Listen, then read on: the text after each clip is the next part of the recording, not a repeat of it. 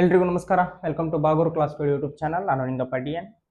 ಈ ಕ್ಲಾಸು ನಮಗೆ PSI mentality questions ಅನಾಲಿಸಿಸ್ನ 4ನೇ ಭಾಗ ಆಗಿರುತ್ತೆ. ನಾವು ಮೊದಲನೇ ಭಾಗದಲ್ಲಿ 2016ರಲ್ಲಿ ನಡೆದಂಥ ಸಿವಿಲ್ PSI ಎಕ್ಸಾಮ್ನಲ್ಲಿ ಕೇಳಲಾದ ಮೆಂಟಾಲಿಟಿ ಕ್ವಶನ್ಸ್ಗಳನ್ನ ಮತ್ತು 2017ರಲ್ಲಿ ನಡೆದಂಥ KSRP PSI ಎಕ್ಸಾಮ್ನಲ್ಲಿ ಕೇಳಲಾದ ಮೆಂಟಾಲಿಟಿ ಕ್ವಶನ್ಸ್ಗಳನ್ನ ಅನಾಲಿಸಿಸ್ ಮಾಡಿದ್ವಿ. ಎರಡನೇ ಭಾಗದಲ್ಲಿ 2017ರಲ್ಲಿ ನಡೆದಂಥ ಸಿವಿಲ್ ಆ್ಯಂಡ್ ಇಂಟೆಲಿಜೆನ್ಸ್ PSI ಎಕ್ಸಾಮ್ನಲ್ಲಿ ಕೇಳಲಾದ ಮೆಂಟಾಲಿಟಿ ಕ್ವಶನ್ಸ್ಗಳನ್ನ ಅನಾಲಿಸಿಸ್ ಮಾಡಿದ್ವಿ.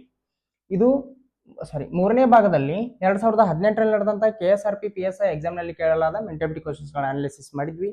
ಇದು 4ನೇ ಭಾಗ. ಈ ಭಾಗದಲ್ಲಿ 2018ರಲ್ಲಿ ನಡೆದಂಥ RSI ಎಕ್ಸಾಮ್ನಲ್ಲಿ ಕೇಳಲಾದ ಮೆಂಟಾಲಿಟಿ ಕ್ವಶನ್ಸ್ಗಳನ್ನ ನೋಡೋಣ, ಅನಾಲಿಸಿಸ್ ಮಾಡೋಣ. ಸೊ ಇವಾಗ ನಮಗೇನು ಕ್ವಶನ್ಸ್ ಬರ್ತಾವು ಅವೆಲ್ಲವೂ 2018ರಲ್ಲಿ ನಡೆದಂಥ ರಿಸರ್ವ್ ಸಬ್ ಇನ್ಸ್ಪೆಕ್ಟರ್ ಎಕ್ಸಾಮ್ನಲ್ಲಿ ಕೇಳಲಾದ ಮೆಂಟಾಲಿಟಿ ಕ್ವಶನ್ಸ್ಗಳಾಗಿರ್ತವೆ. ಅವುಗಳಲ್ಲಿ ಮೊದಲನೇದ್ದು ಹೀಗಿದೆ: ಈ ಸರಣಿಯಲ್ಲಿ ಕಾಣೆಯಾದ ಸಂಖ್ಯೆಯನ್ನು ಕಂಡುಹಿಡಿಯಿರಿ ಅಂತ ಕೇಳಿದಾರೆ. ಸೊ ಇದು ನಂಬರ್ ಸಿರೀಸ್ ಮೇಲಿನ ಕ್ವಶನ್ ಆಗಿದೆ. ಸೀರಿಯಸ್ ಆಗಿ ಈ ಸಿರೀಸ್ನ ಅಬ್ಸರ್ವ್ ಮಾಡಿದಾಗ ನಮಗೆ ಗೊತ್ತಾಗೋದು ಏನಂದ್ರೆ ಇದು ಅಲ್ಟರ್ನೇಟಿವ್ ನಂಬರ್ ಸಿರೀಸ್. ಅಂದ್ರೆ ಒಂದು ನಂಬರ್ ಇನ್ಕ್ರೀಸ್ ಆಗೋದು ಮತ್ತು ನಂಬರ್ ಡಿಕ್ರೀಸ್ ಆಗೋದು, ಮತ್ತು ನಂಬರ್ ಇನ್ಕ್ರೀಸ್ ಆಗೋದು ಮತ್ತು ನಂಬರ್ ಡಿಕ್ರೀಸ್ ಆಗೋದು, ಈ ರೀತಿ ಸಿರೀಸ್ ಇದ್ದಾಗ ಅದನ್ನ ಅಲ್ಟರ್ನೇಟಿವ್ ನಂಬರ್ ಸಿರೀಸ್ ಅಂತ ಕರಿತೀವಿ. ಅಂದ್ರೆ ಅಲ್ಟರ್ನೇಟಿವ್ ನಂಬರ್ಗಳಲ್ಲಿ ಏನೋ ಒಂದು ಆಪರೇಷನ್ ಆಗಿರುತ್ತೆ, ಆ ಆಪರೇಷನ್ ಏನನ್ನೋದನ್ನ ನಾವು ಕಂಡುಹಿಡಿದ್ಬಿಟ್ರೆ ಅದೇ ನಮ್ಗೆ ಕರೆಕ್ಟ್ ಅಪ್ರೋಚ್ ಆಗುತ್ತೆ. ಇಲ್ಲಿ 9 ಅನ್ನೋದು 10 ಆಗಿದೆ, 10 ಅನ್ನೋದು ಒಂದು ನಂಬರ್ ಆದ್ಮೇಲೆ 11 ಆಗಿದೆ, 11 ಅನ್ನೋದು ಒಂದು ನಂಬರ್ ನಂತರ 12 ಆಗಿದೆ,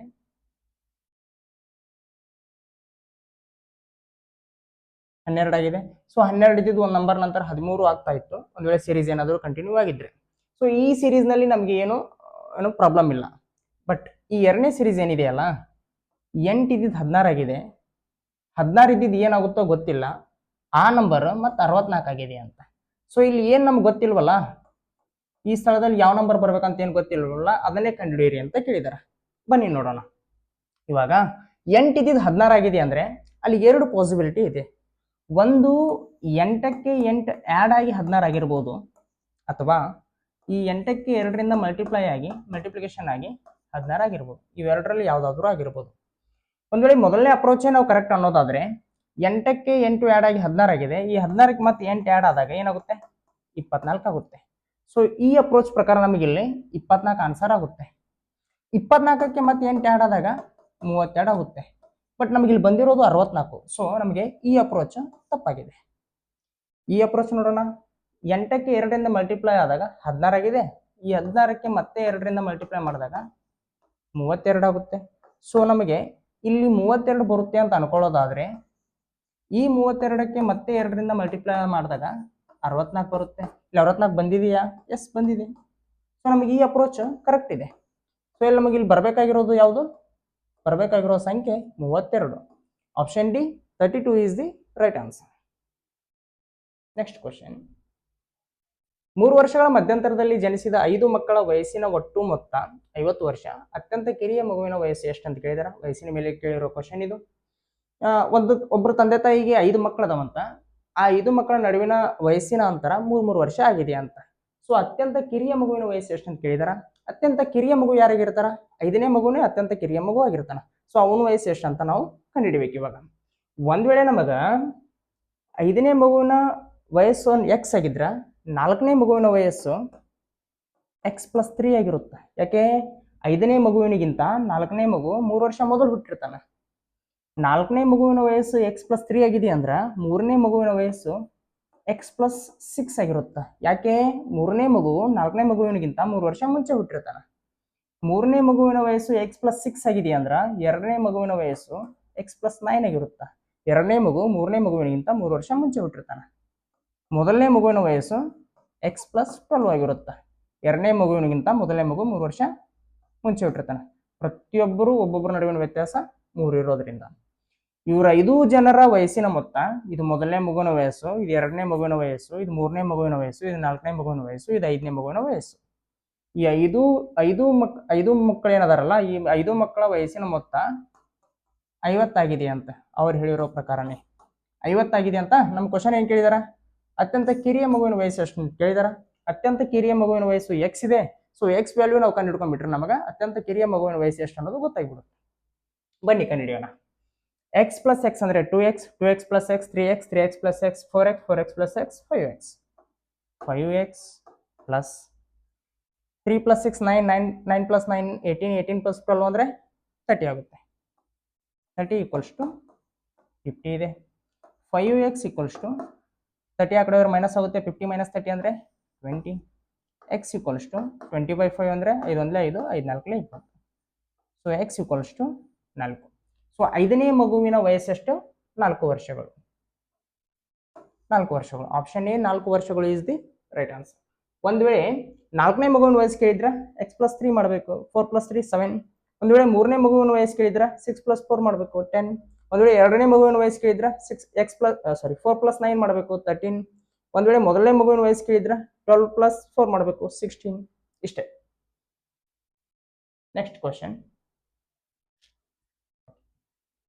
ಎ ಮತ್ತು ಬಿ ಸೇರಿ ಒಂದು ಕೆಲಸವನ್ನು 6 ದಿನಗಳಲ್ಲಿ ಮಾಡಬಹುದು. ಕೇವಲ ಎ ಮಾತ್ರ ಅದೇ ಕೆಲಸವನ್ನು 14 ದಿನಗಳಲ್ಲಿ ಮಾಡಬಹುದಾದರೆ ಕೇವಲ ಬಿ ಮಾತ್ರ ಅದೇ ಕೆಲಸವನ್ನು ಎಷ್ಟು ದಿನಗಳಲ್ಲಿ ಮಾಡಬಹುದು ಅಂತ ಕೇಳಿದಾರೆ.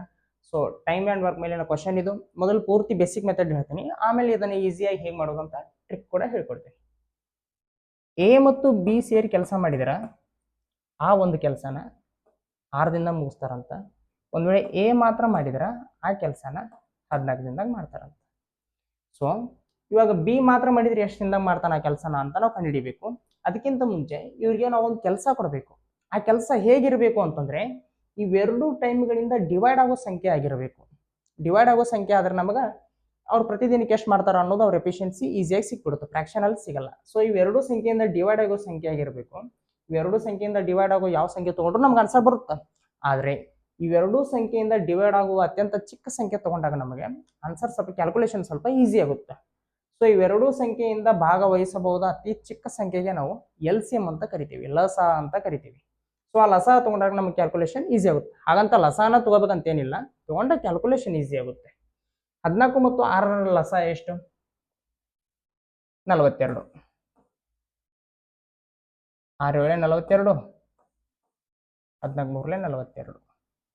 ಅಂದ್ರೆ ಎ ಮತ್ತು ಬಿ ಸೇರಿ ಒಂದ್ ವೇಳೆ 42 ಮನೆಗಳು ಅಂತ ಅನ್ಕೊಳ್ಳೋದಾದ್ರೆ ಎ ಮತ್ತು ಬಿ ಸೇರಿ 42 ಮನೆಗಳನ್ನ 6 ದಿನದ ಕಟ್ತಾರೆ ಅಂತಂದ್ರೆ ಪ್ರತಿದಿನಕ್ಕೆ 7 ಮನೆ ಕಟ್ತಾರೆ ಅಂತ ಅರ್ಥ. 6 7 42. ಎ ಒಬ್ಬನ 42 ಮನಿನ 14 ದಿನದ ಕಟ್ತಾನೆ ಅಂತ ಅನ್ನೋದಾದ್ರೆ ಪ್ರತಿದಿನಕ್ಕೆ 3 ಮನೆ ಕಟ್ತಾನೆ ಅಂತ ಅರ್ಥ. 14 3 42. ಇವಾಗ ಎ ಇಲ್ಲಪ್ಪ ಬರೀ ಬಿ ಮಾಡೋದಾದ್ರೆ ಆ ಕೆಲಸನ ಎಷ್ಟು ದಿನ ಮುಗಿಸ್ತಾನೆ? ಎ ಮತ್ತು ಬಿ ಸೇರಿ ಒಂದ್ ದಿನಕ್ಕೆ 7 ಮನೆ ಕಟ್ತಾರ, ಅದರಲ್ಲಿ 3 ಮನಿ ಬರೀ ಏನ ಕಟ್ತಾನಂದ್ರ ಉಳಿದ 4 ಮನಿ ಬಿ ಕಟ್ತಾನ. ಸೊ ಬಿ ಒಂದು ದಿನಕ್ಕೆ 4 ಮನೆ ಕಟ್ತಾನೆ ಅಂತ ಅರ್ಥ. ಒಂದು ದಿನಕ್ಕೆ 4 ಮನೆ ಕಟ್ತಾನಂದ್ರ 42 ಮನೆ ಕಟ್ಟೋದಕ್ಕೆ ಅವ್ನು ತೆಗೆದುಕೊಳ್ಳೋ ಸಮಯ 4 10 40, ಉಳಿಯೋದೆಷ್ಟು? 2/4 ಉಳಿಯುತ್ತೆ. ಸೊ 10 days ಪ್ಲಸ್ ಇದನ್ನ 2/4 days ಅಂತ ಬರ್ಕೊಳ್ತೀನಿ ನಾನು, ಯಾಕಂತ ಗೊತ್ತಾಗುತ್ತೆ. 10 days ಪ್ಲಸ್ 1/2 day ಅಂತ ಬರ್ಕೊತೀನಿ, ಬಿಕಾಸ್ 2 1 2 2 2 4 ಅರ್ಧ ದಿನ ಈಕ್ವಲ್ಸ್ ಟು 10 ದಿನ ಪ್ಲಸ್ ಹಾಫ್ ಡೇ ಅಂತ ಇದೆ, 1/2 day ಅಂತ ಇದೆ. ಒಂದು ದಿನಕ್ಕೆ 24 ಗಂಟೆ ಅಂದ್ರೆ ಅರ್ಧ ದಿನಕ್ಕೆ ಎಷ್ಟು ಗಂಟೆ? 12 ಗಂಟೆ. So 10 days plus 12 hours. ಒಂದು ವೇಳೆ 42 ಮನಿನ ಬರೀ ಬಿ ಕಟ್ಟೋದಾದ್ರೆ 10 ದಿನ ಮತ್ತು 10 ದಿನ 12 ಗಂಟೆಯಲ್ಲಿ ಕಟ್ತಾನೆ. ಸೊ 10 ದಿನಗಳು 12 ಗಂಟೆ is the right answer. Option B is the right answer. ಇದನ್ನ ಇನ್ನೂ ಈಸಿಯಾಗಿ ಮಾಡೋದು ಹೇಗೆ? Let me tell you.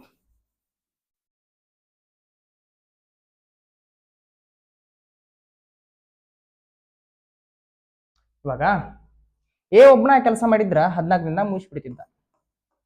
A ಮತ್ತು ಬಿ ಸೇರಿದ್ದಕ್ಕ 6 ದಿನದಾಗ ಮುಗಿಸಿದ್ರ. ಎ ಒಬ್ಬನ 14 ದಿನದಾಗ ಮಾಡೋ ಕೆಲಸನ ಎ ಮತ್ತು ಬಿ ಸೇರಿ 6 ದಿನದಾಗ ಮಾಡ್ತಾ ಇದಾರೆ. ಅಂದ್ರೆ ಎಷ್ಟು ದಿನ ಕಡಿಮೆ ಆಯ್ತು? 8 ದಿನ ಕಡಿಮೆ ಆಯ್ತು. ಯಾಕೆ 8 ದಿನ ಕಡಿಮೆ ಆಯ್ತು ಅಂದ್ರೆ ಈ ಎ ಜೊತೆಗೆ ಬಿನು ಸೇರಿರೋದ್ರಿಂದ.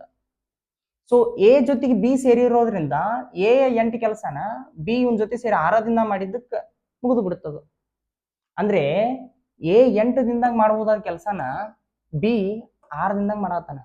ಇವಂದು 8 ದಿನ ಕಡಿಮೆ ಆಗಿದ್ದಕ್ಕ ಇವನ್ ಜೊತೆ ಸೇರಿ ಇವ 6 ದಿನ ಕೆಲಸ ಮಾಡಿದಕ್ತಾನೆ.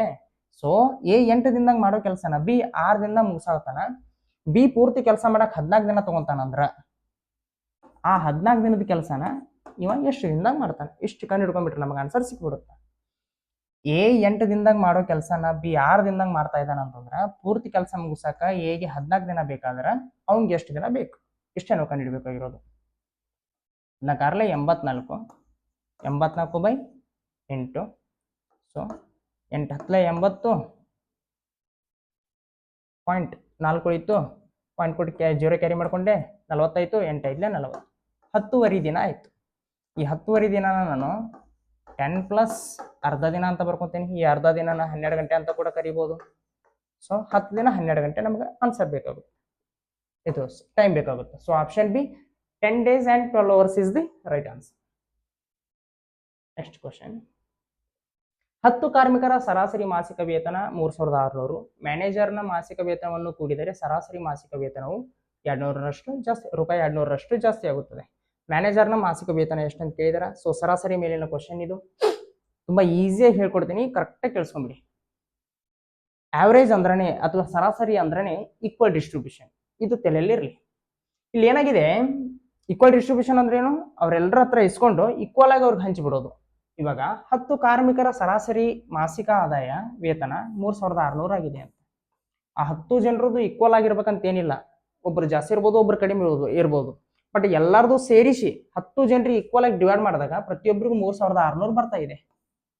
ಒಂದ್ ವೇಳೆ ಈ 10 ಜನರ ಜೊತೆಗೆ ಮ್ಯಾನೇಜರ್ನು ಸೇರಿಸ್ಕೊಂಡ್ಬಿಟ್ರೆ ₹200 ಜಾಸ್ತಿ ಆಗುತ್ತಂತ, ಅಂದ್ರೆ 3800 ಆಗುತ್ತಂತ ಅವರ ಮಾಸಿಕ ಆದಾಯ. ಯಾಕೆ ಈ 10 ಜನರದು ₹200 ಜಾಸ್ತಿ ಆಯ್ತು, ಮ್ಯಾನೇಜರ್ನು ಅವ್ರ ಜೊತೆ ಸೇರಿಸ್ಕೊಂಡಿದ್ದಕ್ಕೆ. ಅಂದ್ರೆ ಮ್ಯಾನೇಜರ್ದು ತುಂಬಾ ಜಾಸ್ತಿ ಇದೆ ಆದಾಯ, ಅವಂದು ಇವ್ರ ಜೊತೆ ಸೇರಿಸ್ಕೊಂಡಿದ್ದಕ್ಕ ಅವಂಗ 3800 ಬಿಟ್ಟು ಉಳಿದಿದ್ದು ಇವ್ರಿಗೆ ಡಿಸ್ಟ್ರಿಬ್ಯೂಟ್ ಆಯ್ತು, ಈ 10 ಜನರಿಗೆ ಡಿಸ್ಟ್ರಿಬ್ಯೂಟ್ ಆಯ್ತು. ಒಟ್ಟು 11 ಜನ ಆಯ್ತಾ ಇವಾಗ ಮ್ಯಾನೇಜರ್ನು ಸೇರಿಸ್ಕೊಂಡು. ಈಗ 11 ಜನರದು 3800 ಆಗಿದೆ. ಅಂದ್ರೆ 11ನೇ ಯಾರು, ಮ್ಯಾನೇಜರ್ದು 3800 ಆಗಿದೆ. ಬಟ್ ಅವ್ನ ವೇತನ ಇಷ್ಟೇ ಇಲ್ಲ, ಜಾಸ್ತಿ ಐತಿ. ಯಾಕೆ ಜಾಸ್ತಿ ಐತಿ, ಈ 10 ಜನರಿಗೂ 200 ಡಿಸ್ಟ್ರಿಬ್ಯೂಟ್ ಆಗಿದೆ. ಒಬ್ಬೊಬ್ಬಂಗೆ ₹200 ಹೋಗಿದೆ ಅಂದ್ರೆ 10 ಜನರಿಗೂ ₹2000 ಹೋಗಿದೆ ಅಂತ ಅರ್ಥ. ಸೊ ಅದನ್ನು ಸೇರಿಸಿದ್ರೆ 2000 ಆಗುತ್ತೆ. ಒಬ್ಬನಿಗೆ ₹200 ಅಂದ್ರೆ 10 ಜನರಿಗೆ 2000. ಸೊ 3800 ಪ್ಲಸ್ 2000 ಎಷ್ಟಾಯ್ತು, 5800. ಸಿಂಪಲ್ ಆಗಿ ಮಾಡಿಬಿಡುವುದು. Option C 5800 is the right answer. ಇದನ್ನ ತುಂಬಾ ಬೇಸಿಕ್ ಮೆಥಡ್ ಇಲ್ಲೇ ಮಾಡೋದಾದ್ರೆ ಯಾವ ರೀತಿ ಮಾಡ್ಬೋದು, 3600 ಇಂಟು 10 ಮಾಡಿ, ಆಮೇಲೆ 3800 ಇಂಟು 11 ಮಾಡಿ, ಅದರಲ್ಲಿ ಇದನ್ನ ಮೈನಸ್ ಮಾಡಿ ನಮ್ಗೆ ಆನ್ಸರ್ ಬರುತ್ತೆ. ಮಾಡಿ ನೋಡಿ ಬೇಕಿದ್ರೆ. ಬಟ್ ಎಕ್ಸಾಮ್ ನಲ್ಲಿ ನಾವು ಕರೆಕ್ಟ್ ಆನ್ಸರ್ ಹಾಕ್ತಾ ಇದೀವಿ ಅನ್ನೋದು ಎಷ್ಟು ಇಂಪಾರ್ಟೆಂಟು, ಎಷ್ಟು ಟೈಮಲ್ಲಿ ಹಾಕ್ತಾ ಇದೀವಿ ಅನ್ನೋದು ಕೂಡ ಅಷ್ಟೇ ಇಂಪಾರ್ಟೆಂಟ್. ಸೊ ಟೈಮ್ ಮ್ಯಾನೇಜ್ಮೆಂಟ್ ಅನ್ನೋದು ಅಷ್ಟೇ ಇಂಪಾರ್ಟೆಂಟ್ ಆಗುತ್ತೆ. ಇವಾಗ ನಾ ಹೇಳಿದ ಮೆಥಡ್ ಪ್ರಾಕ್ಟೀಸ್ ಮಾಡ್ತಾ ಮಾಡ್ತಾ ಹೋದ್ರೆ ನೀವು ಏನೋ ಜಸ್ಟ್ ಮೈಂಡ್ ಕ್ಯಾಲ್ಕುಲೇಷನ್ ಮಾಡಿ ಇದನ್ನ ಆನ್ಸರ್ ಮಾಡಿಬಿಡ್ಬೋದು. ಮತ್ತೊಮ್ಮೆ ಹೇಳ್ತಾ ಇದ್ದೀನಿ, 10 ಕಾರ್ಮಿಕರ ಸರಾಸರಿ ಆದಾಯ ಒಂದು ತಿಂಗಳಿಗೆ 3600 ಇದೆ. ಮ್ಯಾನೇಜರ್ನು ಸೇರಿಸಿದಾಗ ₹200 ಜಾಸ್ತಿ ಆಯ್ತು ಅಂದ್ರೆ 3800 ಆಯ್ತು. ಸೊ 3800 ₹200 10 ಜನರಿಗೆ ಯಾಕೆ ಜಾಸ್ತಿ ಆಯ್ತು ಅಂತಂದ್ರೆ ಮ್ಯಾನೇಜರ್ದು ಅವ್ರಿಗೆ ಡಿಸ್ಟ್ರಿಬ್ಯೂಟ್ ಆಯ್ತು. ಮ್ಯಾನೇಜರ್ದು ಇವಾಗ 11 ಜನರದ್ದು ಸರಾಸರಿ ಆದಾಯ 3800 ಆಗಿರೋದ್ರಿಂದ, ಸೊ ಮ್ಯಾನೇಜರ್ದು ಬೇಸಿಕ್ ಇವಾಗ 3800 ಇರೋದ್ರಿಂದ, ಮತ್ತು ಇವನ ಆದಾಯ ಏನು ಡಿಸ್ಟ್ರಿಬ್ಯೂಟ್ ಆಗಿದೆಯಲ್ಲ ಅದೆಷ್ಟು ಡಿಸ್ಟ್ರಿಬ್ಯೂಟ್ ಆಗಿದೆ ಅಂದ್ರೆ ಒಬ್ಬೊಬ್ಬಂಗ ₹200 ಅಂದ್ರೆ 10 ಜನರಿಗೆ 2000 ಆಯ್ತು. ಸೊ 2000 3800ಕ್ಕೆ ನಾವು ಆಡ್ ಮಾಡಿದಾಗ 5800 ಆಗುತ್ತೆ. So option C 5800 is the right answer. Next question, A B S T P ಮತ್ತು ಕ್ಯೂ ಸಾಲಾಗಿ ಸತತವಾಗಿ ಕುಳಿತಿದ್ದಾರೆ. ಪಿ ಮತ್ತು ಕ್ಯೂ ಮಧ್ಯದಲ್ಲಿ, ಎ ಮತ್ತು ಟಿ ತುದಿಯಲ್ಲಿ ಕುಳಿತಿದ್ದಾರೆ. ಬಿ ಎ ಯ ಬಲಬದಿಯಲ್ಲಿ ಕುಳಿತಿದ್ದಾರೆ. ಟಿ ಯ ಎಡಬದಿಯಲ್ಲಿ ಯಾರು ಕುಳಿತಿದ್ದಾರೆ ಅಂತ ಕ್ವಶನ್ ಇದೆ. ಓಕೆ, ಸಿಟ್ಟಿಂಗ್ ಅರೇಂಜ್ಮೆಂಟ್ ಮೇಲಿನ ಕ್ವಶನ್ ಇದು. ಪಿ ಮತ್ತು ಕ್ಯೂ ಮಧ್ಯದಲ್ಲಿ ಕುಳಿತಿದಾರಂತ. ಸೊ ಇವ್ರು ಪಿ ಮತ್ತು ಕ್ಯೂ ಮಧ್ಯದಲ್ಲಿ ಕುಳಿತಿದಾರ. ಒಟ್ಟು 6 ಜನ ಅದಾರ. ಇವರಿಬ್ರು ಮಧ್ಯದಲ್ಲಿ ಕುಂತಿದ್ರ, ಇನ್ನಿಬ್ರು ಈ ಕಡೆ ಇನ್ನಿಬ್ರು ಈ ಕಡೆ ಕುಳಿತಿರ್ತಾರ. ಎ ಮತ್ತು ಟಿ ತುದಿಯಲ್ಲಿ ಕುಳಿತಿದಾರಂತ, ಅಂದ್ರೆ ಎ ಮತ್ತು ಟಿ ತುದಿಯಲ್ಲಿ ಅದಾರ. ಎ ಈ ಕಡೆ ಟಿ ಈ ಕಡೆ ಆದ್ರೂ ಇರ್ಬೋದು, ಅಥವಾ ಟಿನ ಈ ಕಡೆ ಎನ ಈ ಕಡೆ ಆದ್ರೂ ಇರ್ಬೋದು, ಹೇಗಾದ್ರೂ ಇರ್ಬೋದು. ಬಿ ಎ ಯ ಬಲಬದಿಯಲ್ಲಿ ಕುಳಿತಿದಾರಂತ. ಸೊ ಎ ಯ ಬಲಬದಿ ಅಂದ್ರೆ ಇಲ್ಲಿ, ಬಿ ಇಲ್ಲಿ ಕುಳಿತಿದಾನಂತ. ಇದು ಬರಲ್ಲ, ಎ ಬಲಬದಿ ಈ ಕಡೆ ಯಾರೂ ಇಲ್ಲ, ಬಿಕಾಸ್ ಎನ ತುದಿಯಲ್ಲಿ ಇರೋದ್ರಿಂದ. ಸೊ ಈ ಅಪ್ರೋಚ್ ನಮಗೆ ತಪ್ಪಾಗಿದೆ, ಇದೇ ಕರೆಕ್ಟ್. ಬಿ ಎ ಯ ಬಲಬದಿಯಲ್ಲಿ ಕುಳಿತಿದಾರಂತ ಮತ್ತು ಕುಳಿತಿದ್ದರೆ ಟಿ ಯ ಎಡಬದಿಯಲ್ಲಿ ಯಾರು ಕುಳಿತಿರುತ್ತಾರೆ ಅಂತ ಕೇಳಿದಾರೆ. ಸೊ ಬಿ ಅನ್ನೋನು ಎ ಯ ಬಲಬದಿಯಲ್ಲಿ ಕುಳಿತಿದ್ರ, ಇವಾಗ ಟಿ ಯ ಎಡಬದಿಯಲ್ಲಿ ಯಾರು ಕುಳಿತಿರ್ತಾರ ಅಂತ ಕೇಳಿದಾರೆ. ಅಂದ್ರೆ ಈ ಸ್ಥಳದಲ್ಲಿ ಯಾರು ಬರಬೇಕು ಅಂತ ಕೇಳಿದಾರೆ. ನಮಗಿರೋದೇ 6 ಜನ, 6 ಜನರಲ್ಲಿ ಆಲ್ರೆಡಿ 5 ಜನ ಇಲ್ಲಿ ಅದಾರ. ಸೊ 6ನೇದವನೇ ಇಲ್ಲಿ ಕುಳಿತುಕೋಬೇಕು. ಸೊ ಈ 5 ಜನರು ಹೊರತುಪಡಿಸಿ ಇನ್ನು ಉಳಿದವ್ರು ಯಾರು, ಎಸ್ ಎಸ್ ಎ ಎಲ್ಲಿ ಬರಬೇಕು? So option C S is the right answer. ಈ ಎಡಬದಿಯಲ್ಲಿ ಎಸ್ ಕೊಡ್ಕೊಂತ. Next question. ಒಬ್ಬ ವ್ಯಕ್ತಿಯು ಪೂರ್ವ ದಿಕ್ಕಿನಲ್ಲಿ 4 ಕಿಲೋಮೀಟರ್ ಮುಂದೆ ಹೋಗುತ್ತಾನೆ, ನಂತರ ಉತ್ತರ ದಿಕ್ಕಿನಲ್ಲಿ 3 ಕಿಲೋಮೀಟರ್ ಹೋಗುತ್ತಾನೆ, ಅನಂತರ ಪೂರ್ವ ದಿಕ್ಕಿನಲ್ಲಿ 2 ಕಿಲೋಮೀಟರ್ ಹೋಗುತ್ತಾನೆ, ತದನಂತರ ದಕ್ಷಿಣ ದಿಕ್ಕಿನಲ್ಲಿ 3 ಕಿಲೋಮೀಟರ್ ಹೋಗುತ್ತಾನೆ. ಈಗ ಆತನು ಆರಂಭದ ಹಂತದಿಂದ ಎಷ್ಟು ದೂರದಲ್ಲಿರುತ್ತಾನೆ ಅಂತ ಕ್ವಶನ್ ಕೇಳಿದಾರೆ. ಸೊ ಡೈರೆಕ್ಷನ್ಸ್ ಮೇಲಿನ ಕ್ವಶನ್ ಇದು. ಸೊ ನಮ್ಗೆ ಡೈರೆಕ್ಷನ್ಸ್ ಗೊತ್ತಿರಬೇಕಾಗುತ್ತಾ? ಇದು ಉತ್ತರ, ಇದು ದಕ್ಷಿಣ, ಇದು ಪೂರ್ವ, ಇದು ಪಶ್ಚಿಮ. ಒಬ್ಬ ವ್ಯಕ್ತಿ ಏನ್ ಮಾಡ್ತಾನ? ಪೂರ್ವ ದಿಕ್ಕಿನಲ್ಲಿ 4 ಕಿಲೋಮೀಟರ್ ಮುಂದೆ ಹೋಗ್ತಾನಂತ. ಇಲ್ಲಿಂದ ಪೂರ್ವ ದಿಕ್ಕ ಆ ಕಡೆ 4 ಕಿಲೋಮೀಟರ್ ಹೋಗ್ತಾನ. ನೆಕ್ಸ್ಟ್ ಏನ್ ಮಾಡ್ತಾನ? ಅನಂತರ ಪೂರ್ವ ದಿಕ್ಕಿನಲ್ಲಿ 4 ಕಿಲೋಮೀಟರ್ ಮುಂದೆ ಹೋಗುತ್ತಾನೆ, ನಂತರ ಉತ್ತರ ದಿಕ್ಕಿನಲ್ಲಿ 3 ಕಿಲೋಮೀಟರ್ ಹೋಗ್ತಾನಂತ. ಉತ್ತರ ಈ ಕಡೆ, ಸೊ 3 ಕಿಲೋಮೀಟರ್ ಹೋಗ್ತಾನೆ. ನೆಕ್ಸ್ಟ್ ಅನಂತರ ಪೂರ್ವ ದಿಕ್ಕಿನಲ್ಲಿ 2 ಕಿಲೋಮೀಟರ್ ಹೋಗ್ತಾನಂತ. ಸೊ ಪೂರ್ವ ದಿಕ್ಕಿ ಈ ಕಡೆ 2 ಕಿಲೋಮೀಟರ್ ಹೋಗ್ತಾನ. ನೆಕ್ಸ್ಟ್ ತದನಂತರ ದಕ್ಷಿಣ ದಿಕ್ಕಿನಲ್ಲಿ 3 ಕಿಲೋಮೀಟರ್ ಹೋಗ್ತಾನಂತ. ಸೊ ದಕ್ಷಿಣ ದಿಕ್ಕಂದ್ರೆ ತೆಳಗ, ದಕ್ಷಿಣ ದಿಕ್ಕು ಮತ್ತು 3 ಕಿಲೋಮೀಟರ್ ಹೋಗ್ತಾನ. ಈಗ ಆತನು ಆರಂಭ ಹಂತದಿಂದ ಎಷ್ಟು ದೂರದಲ್ಲಿ ಇರುತ್ತಾನೆ ಅಂತ ಕೇಳಿದಾರ. ಸೊ ಇವಾಗ ಇಲ್ಲಿಂದ ಇಲ್ಲಿಗೆ ಎಷ್ಟು ಡಿಸ್ಟೆನ್ಸ್ ಅಂತ ಕಂಡುಹಿಡ್ಕೊಂಡ್ಬಿಟ್ರೆ ನಮ್ಗೆ ಆನ್ಸರ್ ಸಿಗುತ್ತೆ. ಇಲ್ಲಿಂದ ಇಲ್ಲಿಗೆ 4 ಕಿಲೋಮೀಟರ್ ಇದೆ ಅಂತ ಗೊತ್ತು, ಇಲ್ಲಿಂದ ಇಲ್ಲಿಗೆ 2 ಕಿಲೋಮೀಟರ್ ಇದೆ, 2 ಕಿಲೋಮೀಟರ್ ಇದೆ. ಸೊ ಇವಾಗ ಎಷ್ಟಾಯ್ತು? 4 + 2 6 ಕಿಲೋಮೀಟರ್ ಆಯ್ತು. ಇಲ್ಲಿಂದ ಇಲ್ಲಿಗೆ 6 ಕಿಲೋಮೀಟರ್ ಆಯ್ತು. ಸಿಂಪಲ್ ಇದೆ. Option B 6 kilometre is the right answer. Next question.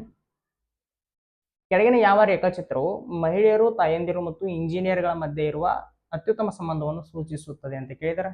So ಒಂದೊಂದಾಗೆ ನೋಡ್ತಾ ಹೋಗೋಣ. ಇದನ್ನ ನಾವು ಮಹಿಳೆಯರು ಅಂತ ಅನ್ಕೊಂಡ್ರ, ಸೊ ಎಲ್ಲಾ ತಾಯಂದರು ಮಹಿಳೆಯರೊಳಗ ಬರ್ತಾರ. ಓಕೆ, ಇದನ್ನ ಇಂಜಿನಿಯರ್ ಅಂತ ಅನ್ಕೊಂಡ್ರೆ, ಇಂಜಿನಿಯರ್ಗಳು ಅಂತ ಅನ್ಕೊಂಡ್ರೆ, ಸೊ ತಾಯಂದ್ರೊಳಗ ಕೆಲವರು ಇಂಜಿನಿಯರ್ಗಳು ಆಗಿರ್ಬೋದು, ಮಹಿಳೆಯರೊಳಗ ಕೆಲವರು ಇಂಜಿನಿಯರ್ಗಳು ಆಗಿರ್ಬೋದು, ಇಂಜಿನಿಯರ್ಸ್ ಒಳಗ ಕೆಲವರು ತಾಯಂದ್ರು ಆಗಿರ್ಬೋದು, ಕೆಲವರು ಮಹಿಳೆಯರು ಆಗಿರ್ಬೋದು. ಎಸ್, ಈ ಅಪ್ರೋಚ್ ನಮಗೆ ಕರೆಕ್ಟ್ ಇದೆ. ಈ ರೇಖಾಚಿತ್ರ ಕರೆಕ್ಟ್ ಇದೆ. ಉಳಿದಿದ್ದು ನೋಡ್ಬಿಡೋಣ. ಒಂದ್ ವೇಳೆ ಇದು ಮಹಿಳೆಯರು ಅಂತ ಅನ್ಕೊಳ್ಳೋದಾದ್ರೆ ಎಲ್ಲಾ ತಾಯಂದಿರು ಮಹಿಳೆಯರಾಗಿರ್ತಾರಂತ. ಎಸ್, ಕರೆಕ್ಟ್ ಇದೆ. ಎಲ್ಲಾ ಇಂಜಿನಿಯರ್ಗಳು ಮಹಿಳೆಯರಾಗಿರ್ತಾರಂತ. ತಪ್ಪು. ಎಲ್ಲಾ ಇಂಜಿನಿಯರ್ಗಳು ಮಹಿಳೆಯರಾಗಿರ್ಬೇಕಂತೇನಿಲ್ಲ, ಪುರುಷ ಇಂಜಿನಿಯರ್ಗಳು ಕೂಡ ನಮ್ಗೆ ಸಿಗ್ತಾರೆ. ಸೊ ಇದು ತಪ್ಪಾಗಿದೆ. ಆಮೇಲೆ ಇಲ್ಲಿ ತಾಯಂದಿರಿಗೆ ಮತ್ತು ಇಂಜಿನಿಯರ್ಗಳಿಗೆ ಸಂಬಂಧನೇ ಇಲ್ಲ. ಸಂಬಂಧ ಇರಬೇಕು, ಬಿಕಾಸ್ ಕೆಲವು ತಾಯಂದಿರು ಇಂಜಿನಿಯರ್ಗಳು ಆಗಿರ್ತಾರೆ. ಸೊ ನಿಮಗೆ ಆಪ್ಷನ್ ಬಿ ಅನ್ನೋದು ತಪ್ಪಾಗಿದೆ. ಇಲ್ಲಿ ಮಹಿಳೆಯರೇ ಬೇರೆ, ತಾಯಂದಿರೇ ಬೇರೆ, ಇಂಜಿನಿಯರ್ಗಳೇ ಬೇರೆ ಅಂತ ಕೊಟ್ಟಿದ್ದಾನೆ. ತಪ್ಪಿದು. ಬಿಕಾಸ್ ಎಲ್ಲಾ ತಾಯಂದಿರು ಮಹಿಳೆಯರಾಗಿರ್ತಾರ ಮತ್ತು ಮಹಿಳೆಯರು ಮತ್ತು ತಾಯಂದಿರು ಇಂಜಿನಿಯರ್ ಕೂಡ ಆಗಿರ್ಬೋದು. ಇದು ತಪ್ಪು. ಆಪ್ಷನ್ ಡಿ ನೋಡೋದಾದ್ರೆ ನಮ್ಗೆ ಮಹಿಳೆಯರೊಳಗ ತಾಯಂದಿರು ಬರ್ತಿದಾರ, ಕರೆಕ್ಟ್ ಇದೆ. ಬಟ್ ತಾಯಂದಿರೊಳಗೆ ಮತ್ತೆ ಇಂಜಿನಿಯರ್ಗಳು ಬರ್ತಾರಂತ. ತಪ್ಪು. ಪುರುಷರು ಕೂಡ ಇಂಜಿನಿಯರ್ ಆಗಿರ್ತಾರ. ಸೊ ನಮ್ಗೆ ಆಪ್ಷನ್ ಎ ಅನ್ನೋದು ಮಾತ್ರ ನಮಗೆ ಕರೆಕ್ಟ್ ಆಗುತ್ತೆ. ಸೊ ಆಪ್ಷನ್ ಎ ಅನ್ನೋದು ಕರೆಕ್ಟ್ ಆನ್ಸರ್. Next question. ಒಂದು ಗುಂಪಿನಲ್ಲಿ 25 ವ್ಯಕ್ತಿಗಳು ಟೀ ಅಥವಾ ಕಾಫಿ ಇಷ್ಟಪಡುತ್ತಾರೆ. ಈ 25 ವ್ಯಕ್ತಿಗಳಲ್ಲಿ 15 ವ್ಯಕ್ತಿಗಳು ಟೀ ಇಷ್ಟಪಡುತ್ತಾರೆ ಮತ್ತು 6 ವ್ಯಕ್ತಿಗಳು ಟೀ ಮತ್ತು ಕಾಫಿ ಎರಡನ್ನೂ ಇಷ್ಟಪಡುತ್ತಾರೆ. ಎಷ್ಟು ವ್ಯಕ್ತಿಗಳು ಕೇವಲ ಕಾಫಿ ಇಷ್ಟಪಡುತ್ತಾರೆ ಅಂತ ಕೇಳಿದಾರೆ.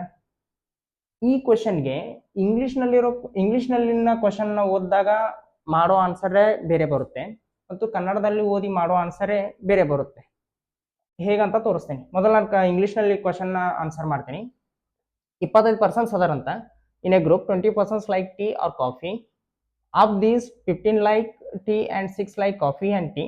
How many like coffee ಅಂತ ಕೇಳಿದಾರೆ. ಇಲ್ಲಿ ಕೇವಲ ಅಂತ ಕೊಟ್ಟಿದಾರ, ಬಟ್ ಅಲ್ಲಿ ಓನ್ಲಿ ಅಂತ ಕೊಟ್ಟಿಲ್ಲ. ಇದೇ ಇವೆರಡು ಕ್ವಶನ್ಗೆ ಇರೋ ಡಿಫ್ರೆನ್ಸ್. ಏನಾಗಿದೆ? ಹೌ ಮೆನಿ ಲೈಕ್ ಕಾಫಿ ಅಂತ ಕೊಟ್ಟಿದಾರ. ಈ 25 ಜನ ಕಾಫಿ ಅಥವಾ ಟೀ ಎರಡರಲ್ಲಿ ಒಂದನ್ನು ಇಷ್ಟಪಟ್ಟೆ ಪಡ್ತಾರಂತ. ಆ 25 ಜನರಲ್ಲಿ ಕಾಫಿ ಎಷ್ಟು ಜನ ಇಷ್ಟಪಡ್ತಾರ ಅಂತ ನಮ್ ಕ್ವಶನ್ ಕೇಳಿದಾರ. ಸೊ 25 ಜನರಲ್ಲಿ ಕಾಫಿ ಎಷ್ಟು ಜನ ಇಷ್ಟಪಡ್ತಾರ ಅಂತ ನಾವು ಕಂಡುಹಿಡಿಬೇಕಾದ್ರೆ ಬರೀ ಟೀ ಮಾತ್ರ ಇಷ್ಟಪಡ್ತಿರ್ತಾರಲ್ಲ, ಅವ್ರನ್ನ ಅದರಲ್ಲಿ ಮೈನಸ್ ಮಾಡಿಬಿಟ್ರೆ ನಮಗೆ ಆನ್ಸರ್ ಸಿಗುತ್ತೆ. ಒಟ್ಟು ಜನರಲ್ಲಿ ಬರೀ ಟೀ ಇಷ್ಟಪಡೋರ್ನ ಮೈನಸ್ ಮಾಡಿಬಿಟ್ರೆ ನಮಗೆ ಕಾಫಿ ಎಷ್ಟು ಜನ ಇಷ್ಟಪಡ್ತಾರ ಅನ್ನೋರು ಸಿಕ್ಬಿಡ್ತಾರೆ ನಮಗೆ. ಸೊ 15 ಜನ ಟೀ ಇಷ್ಟಪಡ್ತಿರ್ತಾರ. ಇದರಲ್ಲಿ 6 ಜನ ಟೀ ಮತ್ತು ಕಾಫಿ ಎರಡನ್ನೂ ಇಷ್ಟಪಡ್ತಾರ. ಈ 15 ಜನ ಟೀ ಇಷ್ಟಪಡ್ತಾರ. ಈ 15 ಜನರಲ್ಲಿ 6 ಜನ ಟೀ ಮತ್ತು ಕಾಫಿ ಎರಡನ್ನೂ ಇಷ್ಟಪಡ್ತಾರ ಅಂತಂದ್ಮೇಲೆ ಆ 6 ಜನರು ಮೈನಸ್ ಮಾಡಿಬಿಟ್ರೆ ನಮಗೆ ಬರೀ ಟೀ ಇಷ್ಟಪಡೋರ್ ಸಂಖ್ಯೆ ಸಿಕ್ಬಿಡುತ್ತೆ. ಸೊ ಬರೀ ಟೀ ಇಷ್ಟಪಡೋರ ಸಂಖ್ಯೆ ಎಷ್ಟು? 9 ಜನ. ಒಟ್ಟು 25 ಜನರಲ್ಲಿ 9 ಜನ ಟೀ ಮಾತ್ರ ಇಷ್ಟಪಡ್ತಾರೆ, ಅಂದ್ರೆ ಕಾಫಿ ಇಷ್ಟಪಡಲ್ಲ ಅವರು. ಸೊ ಈ 9 ಜನರನ್ನ 25 ಜನರಲ್ಲಿ ಮೈನಸ್ ಮಾಡಿಬಿಟ್ರೆ ನಮ್ಗೆ ಬರೀ ಕಾಫಿ ಎಷ್ಟು ಜನ ಇಷ್ಟಪಡ್ತಾರ ಅಂತ ಸಿಕ್ಬಿಡುತ್ತೆ. ಸೊ 25ರಲ್ಲಿ 9 ಹೋದರೆ 16. Option B 16 is the right answer. ಇವಾಗ ಕನ್ನಡದಲ್ಲಿರೋ ಕ್ವಶನ್ಗೆ ಆನ್ಸರ್ ಮಾಡೋಣ. ಒಂದು ಗುಂಪಿನಲ್ಲಿ 25 ವ್ಯಕ್ತಿ ಅದಾರ. ಸೊ ಅವರು ಟೀ ಅಥವಾ ಕಾಫಿ ಇಷ್ಟಪಡ್ತಾರ. ಅದರಲ್ಲಿ 15 ವ್ಯಕ್ತಿಗಳು ಟೀ ಇಷ್ಟಪಡ್ತಾರೆ ಮತ್ತು 6 ವ್ಯಕ್ತಿಗಳು ಟೀ ಮತ್ತು ಕಾಫಿ ಎರಡನ್ನೂ ಇಷ್ಟಪಡ್ತಾರ. ಎಷ್ಟು ವ್ಯಕ್ತಿಗಳು ಕೇವಲ ಕಾಫಿ ಇಷ್ಟಪಡ್ತಾರ ಅಂತ ಕೇಳಿದಾರ. ಕೇವಲ ಕಾಫಿ ಅಂದಾಗ ಏನ್ ಮಾಡಬೇಕು? ಟೀ ಮತ್ತು ಕಾಫಿ ಎರಡನ್ನೂ ಇಷ್ಟಪಡೋರ್ನ ಮೈನಸ್ ಮಾಡಬೇಕು. ಸೊ 25 ಜನರಲ್ಲಿ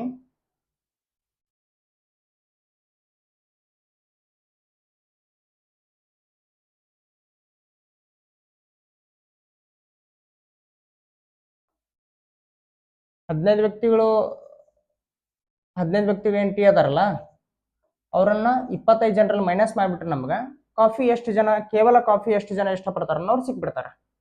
ಬಿಕಾಸ್ ಈ 15ರಲ್ಲಿ ಕಾಫಿ ಮತ್ತು ಟೀ ಇಷ್ಟಪಡೋರ ಸಂಖ್ಯೆನೂ ಇದೆ. ಸೊ ಈ 15 ಜನರನ್ನ ಈ 25 ಜನರಲ್ಲಿ ನಾವು ಮೈನಸ್ ಮಾಡಿಬಿಟ್ರೆ 25ರಲ್ಲಿ 15 ಮೈನಸ್ ಮಾಡಿಬಿಟ್ರೆ 10 ಬರುತ್ತೆ. ಸೊ ಕೇವಲ ಕಾಫಿ ಇಷ್ಟಪಡೋರ ಸಂಖ್ಯೆ 10. Option A 10 is the right answer. So ಎರಡು ಕ್ವಶನ್ಗೆ ಬೇರೆ ಬೇರೆ ಆನ್ಸರ್ ಬಂತು. ಹೀಗಿದ್ದಾಗ ನಾವು ಯಾವ ರೀತಿ ಮಾಡಬೇಕು? ನಾನು ಕೀ ಆನ್ಸರ್ ನೋಡಿದಾಗ ಇಂಗ್ಲೀಷ್ನಲ್ಲಿರೋ ಕ್ವಶನ್ಗೆ ಏನು ಆನ್ಸರ್ ಬಂದಿದೆಯಲ್ಲ ಅದನ್ನೇ ಅವರು ಆನ್ಸರ್ ಆಗಿ ಕೊಟ್ಟಿದ್ದಾರೆ. ಯಾಕೆ ಕೊಟ್ಟಿದ್ದಾರೆ ಅಂತಂದ್ರೆ ಅವ್ರು ಕ್ವಶನ್ಸ್ ಫ್ರೇಮ್ ಮಾಡುವಾಗ ಇಂಗ್ಲೀಷ್ನಲ್ಲಿ ಮಾಡಿರ್ತಾರೆ, ಆಮೇಲೆ ಅದನ್ನು ಎ ಐ ಮೂಲಕನೋ ಅಥವಾ ಗೂಗಲ್ ಟ್ರಾನ್ಸ್ಲೇಷನ್ ಮೂಲಕನೋ ಟ್ರಾನ್ಸ್ಲೇಟ್ ಮಾಡಿರ್ತಾರೆ. ಸೊ ನಿಮ್ಗೆ ಕ್ವಶನ್ಸ್ಗಳಲ್ಲಿ ಕನ್ಫ್ಯೂಷನ್ ಇದ್ರೆ ಇಂಗ್ಲೀಷ್ನಲ್ಲಿ ಯಾವ ರೀತಿ ಇರುತ್ತೋ ಕ್ವಶನ್ ಅದೇ ಫೈನಲ್. ಸೊ ಅದನ್ನೇ ನೋಡ್ಕೊಂಡು ನೀವು ಆನ್ಸರ್ ಮಾಡಬೇಕಾಗುತ್ತೆ. ಸೊ ನಮಗಿಲ್ಲಿ ಆನ್ಸರು ಬಿ 16. ಈ ಒಂದು ಕನ್ನಡದಲ್ಲಿರೋ ಕ್ವಶನ್ಗೆ ಆಪ್ಷನ್ ಎ 10 ಅಂತ ಬಂದರೂ ಕೂಡ ನಮ್ಗೆ ಆನ್ಸರ್ ಇಲ್ಲಿ 16 ಆಗುತ್ತೆ. ಬಿಕಾಸ್ ಇಂಗ್ಲೀಷ್ನಲ್ಲಿರೋ ಕ್ವಶನ್ಗೆ 16 ಅನ್ನೋದು ಆನ್ಸರ್ ಬರ್ತಾ ಇದೆ. Next question. ಗಡಿಯಾರವು ಮಧ್ಯಾಹ್ನ ಪ್ರಾರಂಭವಾಗಿದೆ, 5 ಗಂಟೆ 10 ನಿಮಿಷಗಳು ಕಳೆದ ನಂತರ ಗಂಟೆಗಳ ಮುಳ್ಳು ಎಷ್ಟು ಡಿಗ್ರಿ ತಿರುಗಿದೆ ಅಂತ ಕ್ವಶನ್ ಇದೆ. ಅಂದ್ರೆ ಒಂದು ಗಡಿಯಾರ ಇದೆ, ಇದು 12 ಗಂಟೆ, ಇದು 6 ಗಂಟೆ, ಇದು 3 ಗಂಟೆ, ಇದು 9 ಗಂಟೆ. ಸೊ ಇಲ್ಲಿ ಮಧ್ಯಾಹ್ನ ಪ್ರಾರಂಭ ಆಗಿದೆ ಅಂತ ಈಗ ಇದು ಗಡಿಯಾರ, ಅಂದ್ರೆ ಮಧ್ಯಾಹ್ನ ಅಂದ್ರೆ 12 ಗಂಟೆ ನಂತರ. ಸೊ ಸಣ್ಣ ಮುಳ್ಳು ಇಲ್ಲೇ ಇದೆ, ಗಂಟೆ ಮುಳ್ಳು ಇಲ್ಲೇ ಇದೆ, ನಿಮಿಷದ ಮುಳ್ಳು ಇಲ್ಲೇ ಇದೆ. ಇವಾಗ 5 ಗಂಟೆ 10 ನಿಮಿಷಗಳು ಕಳೆದ ನಂತರ, ಸೊ ಇಲ್ಲಿ 1, ಇಲ್ಲಿ 2, ಇಲ್ಲಿ 4, ಇಲ್ಲಿ 5. 5 ಗಂಟೆ 10 ನಿಮಿಷಕ್ಕೆ ಈ ಸಣ್ಣ ಮುಳ್ಳು ಎಲ್ಲಿ ಬಂದಿರುತ್ತೆ? 5ಅನ್ನ ದಾಟಿ 10 ನಿಮಿಷ ಮುಂದೆ ಬಂದಿರುತ್ತೆ. ಸಣ್ಣ ಮುಳ್ಳು ಆಗಿರೋದ್ರಿಂದ ಸಣ್ಣದಾಗೆ ತೋರಿಸ್ತೀನಿ.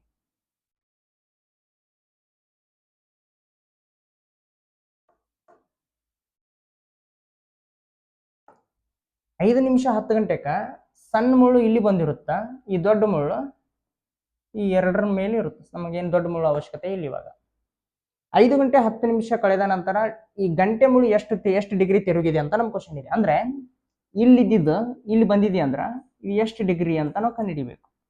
ಇಷ್ಟೇ ನಮಗಿರೋ ಕ್ವಶನ್. ಒಂದು ವಿಷಯ ಗೊತ್ತಿರಲಿ, ಪ್ರತಿ 2 ಗಂಟೆಯ ನಡುವಿನ ಡಿಗ್ರಿಯಲ್ಲಿ 30 ಡಿಗ್ರಿ ಇರುತ್ತೆ.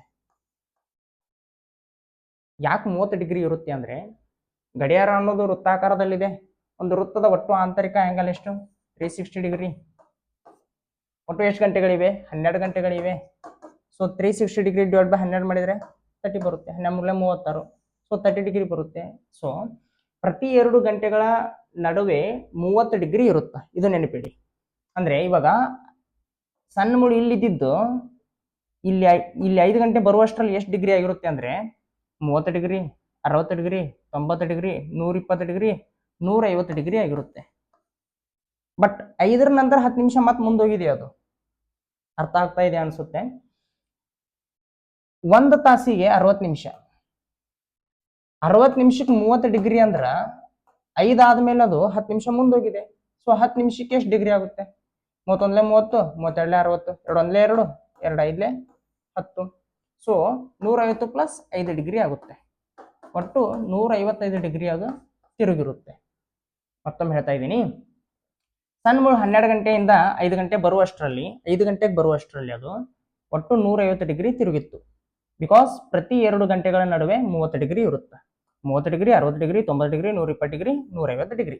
ಇದು 150 ಡಿಗ್ರಿ ಅಷ್ಟೇ ಅಲ್ಲದೆ ಸಣ್ಣ ಮುಳ್ಳು, ಈಗ 105 ಡಿಗ್ರಿ ಯಾವಾಗಿರುತ್ತೆ? ದೊಡ್ಡ ಮುಳ್ಳು 12ಕ್ಕಿದ್ದಾಗ, ನಿಮಿಷದ ಮುಳ್ಳು 12ಕ್ಕಿದ್ದಾಗ, ಈ 10 ನಿಮಿಷ ಈಗ ಮುಂದೆ ಬಂದಿದೆ ಅಂದಮೇಲೆ ಈ ಸಣ್ಣ ಮುಳ್ಳು ಕೂಡ 5 ಗಂಟೆ ದಾಟಿ ಸ್ವಲ್ಪ ಮುಂದೆ ಬಂದಿರುತ್ತೆ.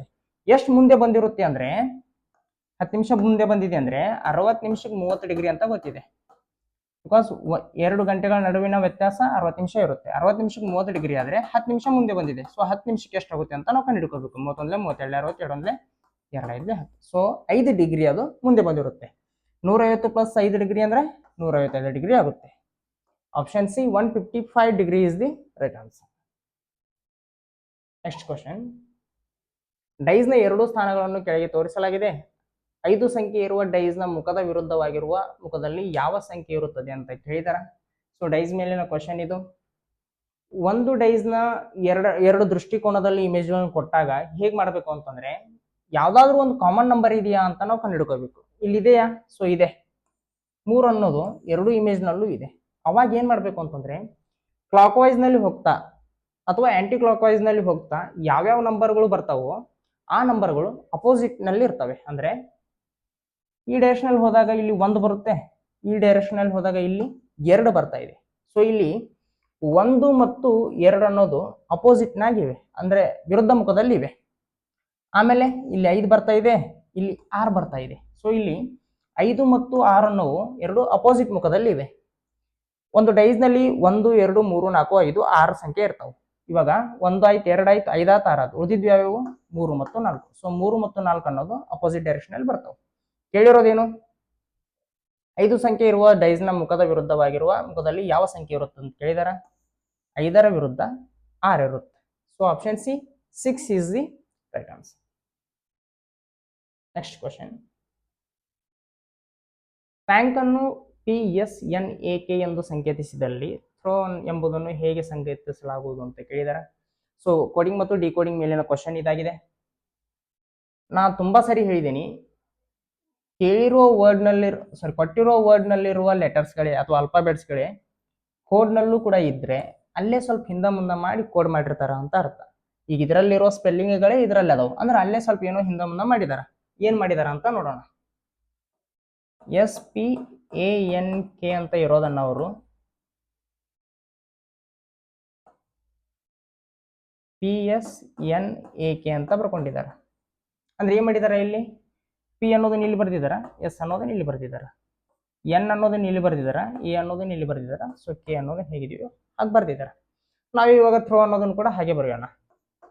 THROW ಅಂತ ಇರೋದನ್ನ ಏನ್ ಮಾಡೋಣ, H ಇಲ್ಲಿ ಬರೆಯೋಣ, T ಇಲ್ಲಿ ಬರೆಯೋಣ, O ಇಲ್ಲಿ ಬರೆಯೋಣ, R ಇಲ್ಲಿ ಬರೆಯೋಣ, W ಹೇಗಿದೆಯೋ ಹಾಗೆ ಬರೆಯೋಣ. So HTORW. Option D is the right answer. ಇಷ್ಟೇ ಸಿಂಪಲ್ ಇದೆ. Next question.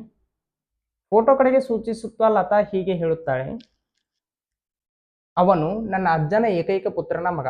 ಹಾಗೆ ಹೇಳಿದಲ್ಲಿ ಫೋಟೋದಲ್ಲಿರುವ ವ್ಯಕ್ತಿ ಲತಾಗೆ ಹೇಗೆ ಸಂಬಂಧಪಟ್ಟಿದ್ದಾರೆ? ಓಕೆ. ಬ್ಲಡ್ ಅಂಡ್ ರಿಲೇಶನ್ಶಿಪ್ ನಲ್ಲಿ ನಾವು ಮೇಲ್ ಜೆಂಡರ್ ಇದ್ರೆ ಸ್ಕ್ವೇರ್ ನಲ್ಲಿ ರಿಪ್ರೆಸೆಂಟ್ ಮಾಡ್ತೀವಿ, ಫಿಮೇಲ್ ಜೆಂಡರ್ ಇದ್ರೆ ಸರ್ಕಲ್ ನಲ್ಲಿ ರಿಪ್ರೆಸೆಂಟ್ ಮಾಡ್ತೀವಿ.